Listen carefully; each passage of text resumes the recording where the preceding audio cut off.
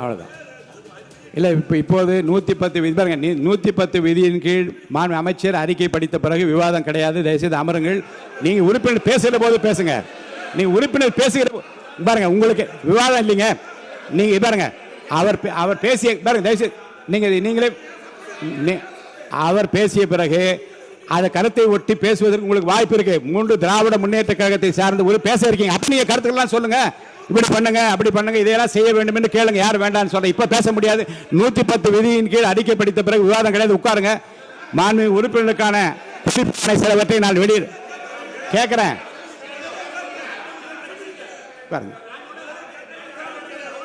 நான் ஃபைல் கொடுங்க. கரூர் பிரச்சனை மாண்பு உறுப்பினருக்கு பாருங்க எதிர்கட்சி கொறடா அவர்களுக்கு நான் ஒன்றை நினைவுபடுத்த விரும்புகிறேன்.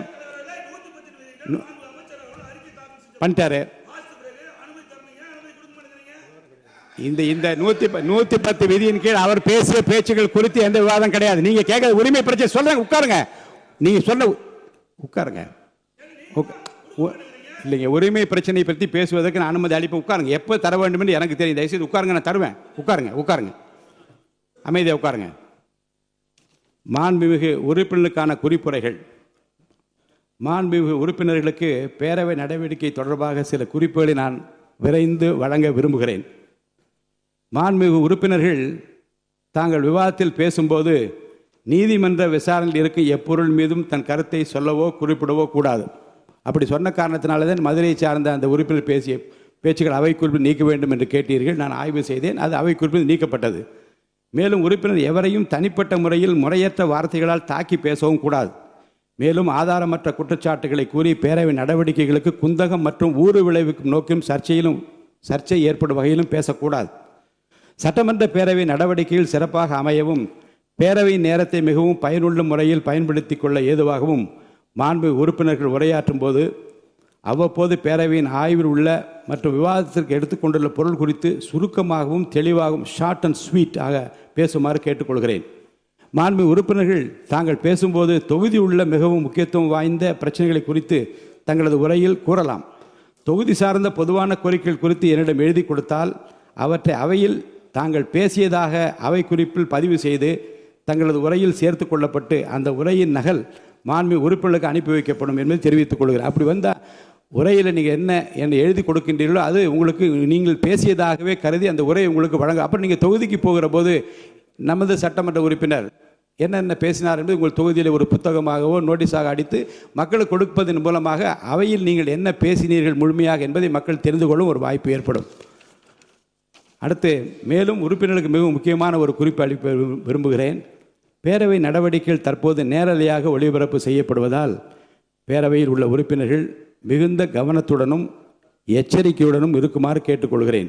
ஏனென்றால் கடந்த வெள்ளிக்கிழமை அன்று பேரவையில் சில உறுப்பினர்கள் அவையில் உள்ள மற்ற உறுப்பினர்களை கேலி செய்யும் வகையில் செய்த முகபாவனைகள் மற்றும் சைகை மொழிகள் பேசியவை கடந்த 2 நாட்களாக சமூக வலைதளங்களில் ஊடகங்களிலும் வேகமாக பரவி வருகிறது.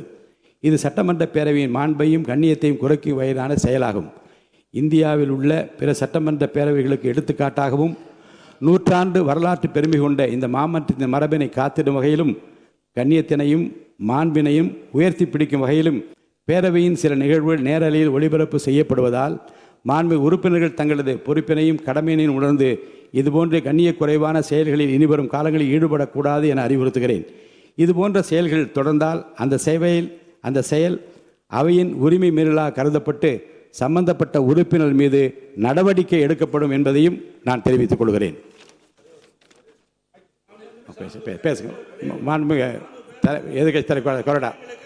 மாண்புமிகு பேரவைத் தலைவர்களே, எடுக்கிறேன்னு சொல்லிட்டு எடுக்கிறேன். உட்காருங்க. அவங்க பேசட்டும். எடுக்கிறேன்னு சொல்லியிருக்க. இருங்க. எப்போ எடுக்கணும் நீங்க சொல்லக்கூடாது. எடுப்பேன். எப்போ எடுக்கணும் எடுப்பேன். எங்களை பொறுத்தளவுக்கு திராவிட முன்னேற்ற கழகத்தை பொறுத்தளவுக்கு நாங்கள் அரசினுடைய கவனத்துக்கு கொண்டு வருகிற செய்தியை தான் நான் சொல்ல விரும்புகிறேன். வேறொன்றுமல்ல. 110 அதில் கூட நான் அதை பற்றி நான் பேச அனுமதி தயவு செய்து அதை பற்றிங்க. நீங்கள் உங்களுடைய உறுப்பினர் பேசுகிற போது அதிகமான நேரம் கூட நான் தரேன். அமைச்சருடைய 110 விதி சொல்லப்பட்ட பற்றி பேச இப்ப வேண்டாம். உட்காருங்க. அனுமதிக்க முடியாது. உட்காருங்க. அடுத்து எடுங்க.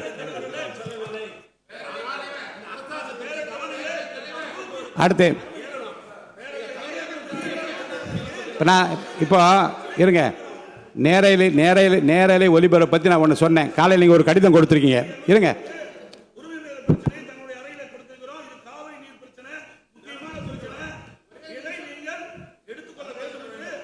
எடுத்துக்கிறேன்.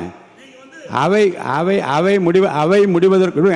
முடிவதற்குள்ளாக ஒரு வாய்ப்பு உங்களுக்கு தரப்படும். இப்போ நீங்கள் அமைதியாக நீங்கள் இல்லை எப்போ எடுக்கு இல்லைங்க இல்லைங்க கடிதம் பாருங்க, ஜீரோ இல்லை. நீங்கள் கடிதம் மூலமாக கொடுத்திருக்கீங்க. எப்போது எடுக்க வேண்டும் என்பது என்னுடைய உரிமை. நான் எப்போது எடுத்துக்கொள்ள வேண்டாம் எடுத்துக்கொள்வேன். இன்று அவை முடிவதற்குள்ளாக அதை பற்றிய விவரம் கொடுக்க